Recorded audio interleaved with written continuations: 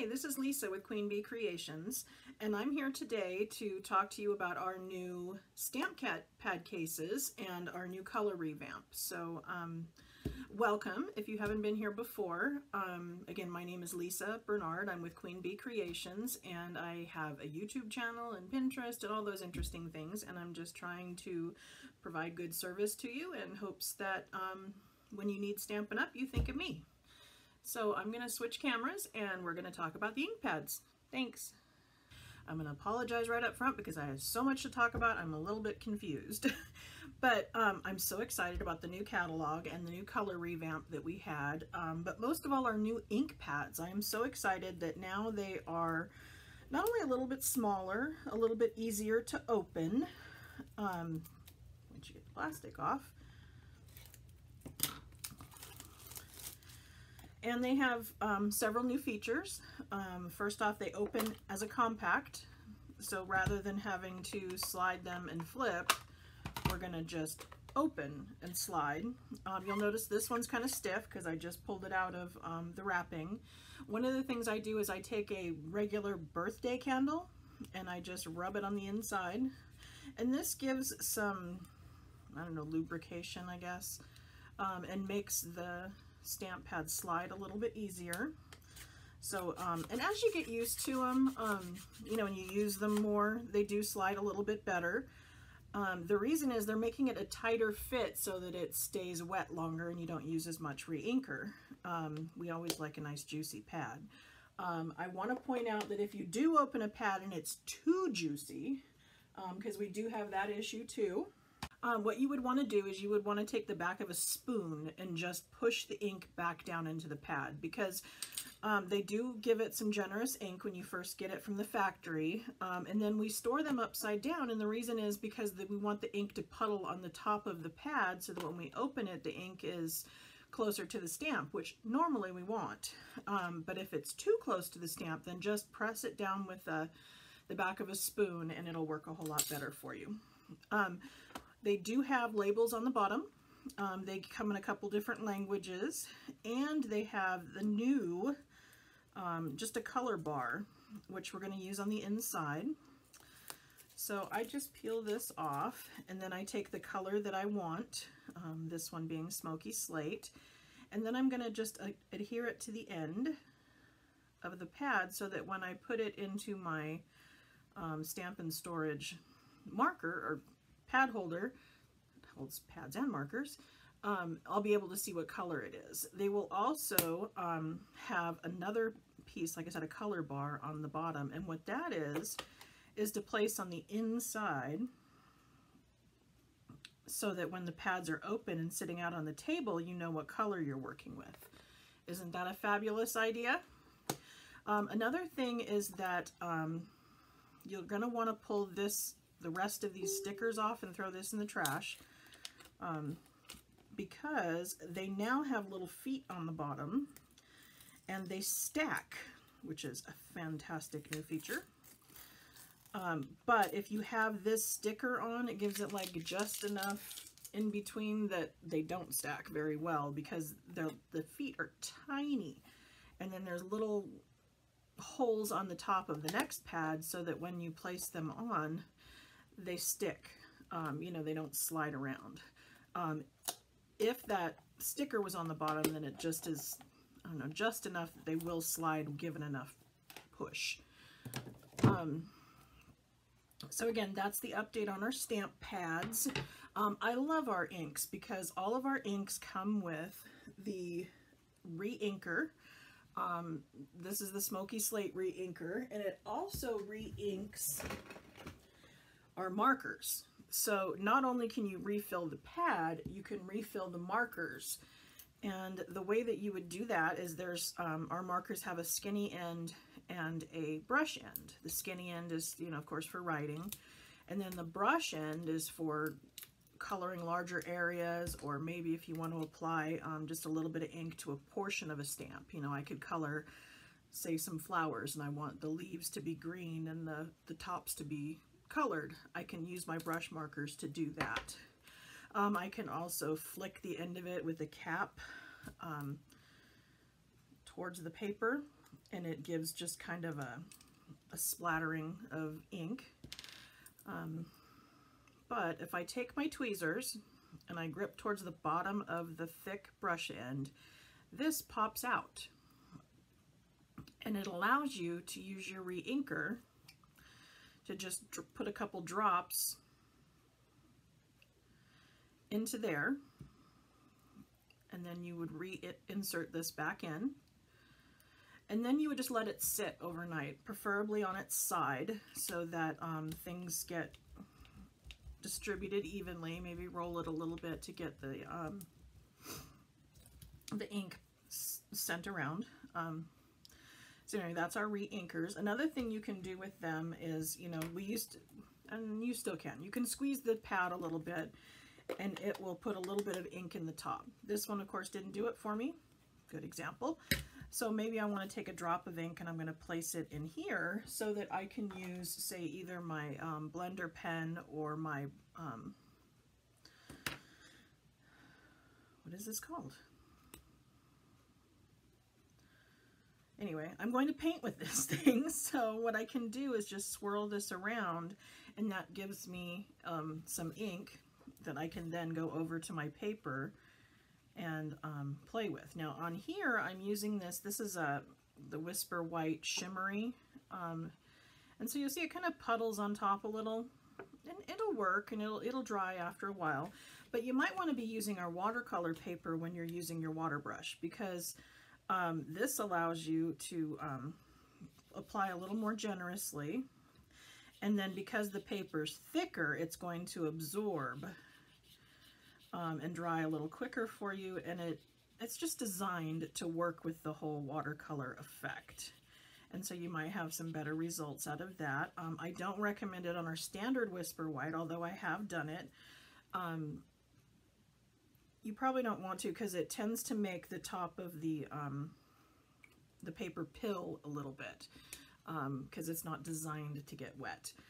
When you're using your standard paper and even your shimmery Whisper White, you may want to be using the blender pens, and these again are double-sided. Again, the water brush, I was able to just use it in my ink and then rub it on my scrap paper, and it's good for the next color.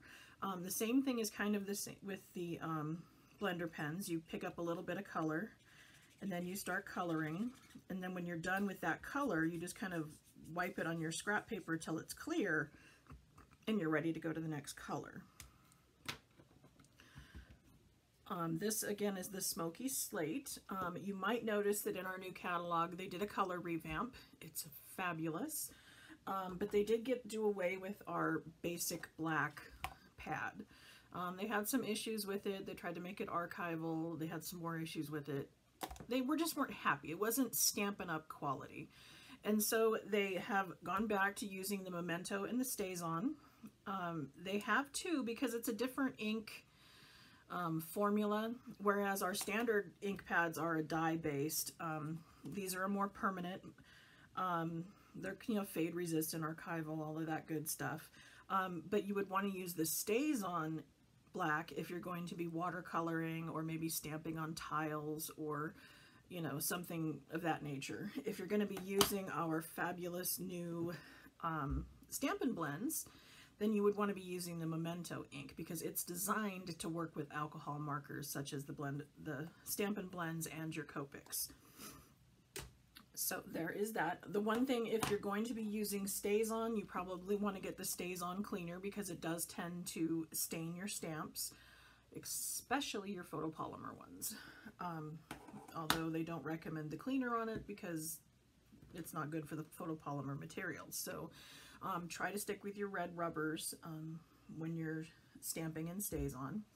Another thing we're going to do today is we're playing around with this this gray pad. As we're using today, I'm using this fabulous new animal outing. This is a stamp set that was in our new catalog when we all went to the Stampin' Up! On Stage in April.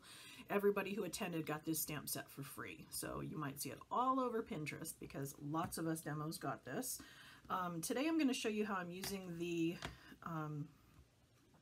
the Rhino, and I'm going to ink it up and then stamp.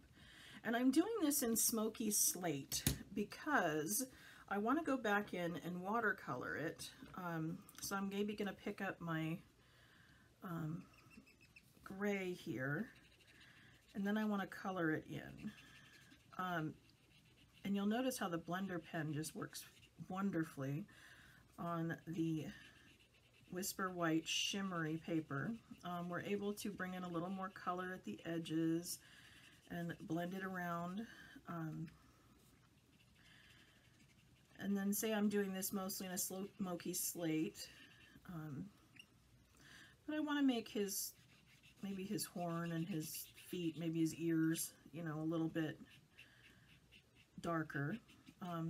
Oh, one of the things I want to mention, if you look at this stamp, you'll notice that it's got some dark lines throughout it, and that's kind of an indication of where you would want to put the darker of your colors. It kind of tells you what the natural shading would be if you were coloring this. So if you're wondering of where to put the dark and where to put the light, you can kind of follow along with where Stampin' Up has done it within the stamp image itself. Just a little tip for you there. So this isn't perfect. I'm, you know, trying to go quickly to show you how this works. Like I said, I want to go a little bit darker. So I'm going to bring in, I have this paint palette from the dollar store. I picked it up when I was playing with our Brusho, making that for watercolors. Oops, too much. This ink goes a long ways, so 2 drops is going to be way too much. And then maybe I want to add a little bit of water so it's not quite as dark. You know, depending on how dark you want it is whether or not you would add water, because, you know, sometimes you want it dark. So I'm going to go ahead and just color in his toes. And it's a little darker, you can see, but not much. And that's kind of what I wanted. I wanted to be kind of just a little shade off. But anyway, you get the idea of how that would work. Coloring in, of course, we'd go back and do the bird in blue and, you know, all of that good stuff. So anyway, that's our reinkers. And our new ink pads, like I said, they are just fabulous. They are a tighter fit. They're easier to open. They stack one on top of each other. They come with a little color bar for the inside, so you know what color it is when it's open. And they reformulated the ink. So the new inks are the same colors. So if I have Smoky Slate in our old style pad and in the new style pad, they're both the same color technically, but the new ink has an anti-foaming agent, because some people were saying that when they got their ink pads there would sometimes be like bubbles on the top, and it would affect their solid images when they stamped. So again, you could try the back of a spoon, you know, press that down in there and try to make it not quite as juicy, and that helps. But the anti-foaming agent that's in the new ink helps tremendously. So it's designed not to do that. If you wanted to, you could ink up your old ink pads with the new ink, no issues whatsoever. It works perfectly fine. You can also use the old reinkers in the new pads, but keep in mind it doesn't have the anti-foaming agent. So you have to decide whether that's a feature that you really want to keep pure in your new pads or not. So I did purchase all new reinkers, but I'm in the business. That's what I do. I wanted to have all the new products so I could show you guys what's best out there on the market. You have to decide what works within your budget and what your stamping needs are. But, you know, again, I want to thank you for coming by and checking out my video. I hope I wasn't too disorganized. Like I said, there's so much I want to share with you, and I just don't want to make this take forever. So I'm going to stop there, and I hope you would come back to my YouTube channel or my Facebook page and see more videos that I provide for you. If you have any questions whatsoever, feel free to email me at lisa@queenbeecreations.net. You can also visit my blog and my Etsy store if you wanted to do some